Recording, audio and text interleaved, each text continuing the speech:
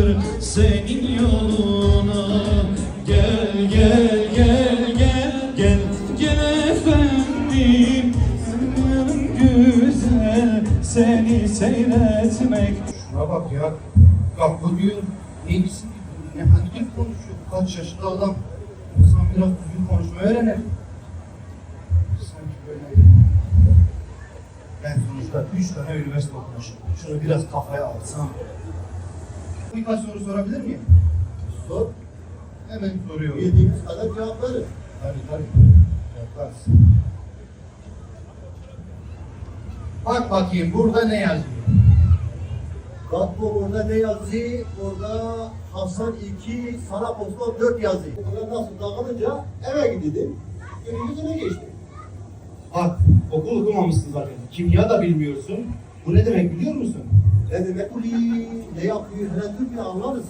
Şimdi bir dalda 5 tane kuş ötüşüyor.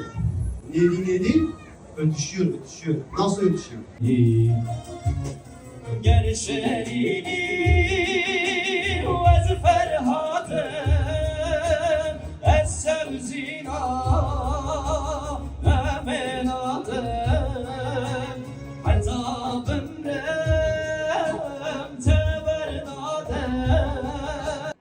Çünkü tarih boyunca tevhid davasını güden hiçbir peygamberin kendi davasını uğruna peygamberlik iddiasında bulunan hiçbir peygamber yoktur ki kendi kavmi tarafından zulme, gadra uğramasın, yurdundan çıkarılmasın. Ateşe atılan Müslümanları seyrediyorlardı. Ve bu insanlar bunun için yapıyorlardı. Ve o Peygamber-i Zişan aleyhissalatu vesselam'ı kendi vatanından, memleketinden onu çıkarmaya mecbur bırakıyorlar. Ve Efendimiz Aleyhisselatü Vesselam Mekke'den ayrılmak zorunda kalıyor. Ve yıllarca o ve eshabı kendi vatanlarından, çocuklarından, sevdiklerinden uzakta kalıyorlar.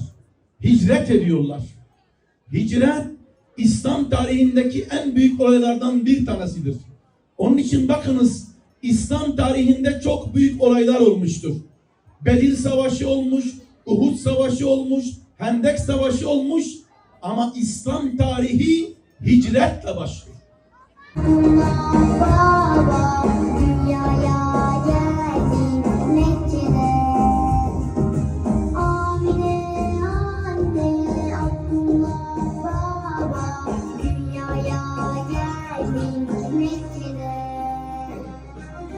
Azabından koru derler.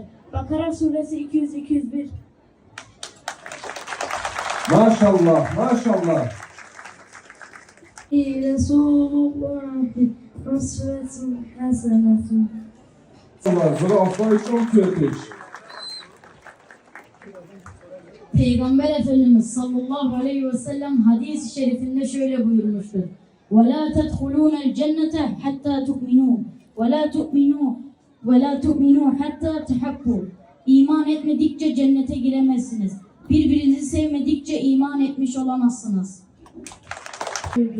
La yu'minu ahadukum hatta yuhibbe li ahihi ma yuhibbu li nefsihi. Sizden biriniz kendisi için sevdiğini mümin kardeşi içinden sevmedikçe gerçek mümin olamaz. Maşallah. Kabe'nin taşı kara, benim yüreğim yara. İnsan düşer midana, Mekke'nin yollarında. Taşsın dökülmesin, Resulullah girsin düşümüze, Hızır çıksın karşımıza, bereket katsın aşımıza. Erenlerin himmeti Yunus'un duasından olsun. Allah adı ilk sözümüz, ihlasla dolsun özümüz. Rabbimize hamdü sena. Ya Rabbi bu sofraya vesile olan kardeşlerimize hacı eyle. Umre sahibi eyle. Ya Rabbi evlerimize bereket ikram ve ihsan eyle. İşlerimize, iş yerlerimize bereket ikram ve ihsan eyle. Ticaretlerimizi ticareten len tebur ayetinin sırrına mazhar eyle. zarara uğramayan ticaretler nasip eyle. Ya Rab, fakirlikten, acizlikten, miskinlikten, tembellikten sana sığınıyoruz. Hifz-u muhafaza eyle. Nice zenginlik kapıları aç bizlere ya Rabbi. Ya Rabbi, kalplerimizi imanlı, gönüllerimizi merhametli eyle.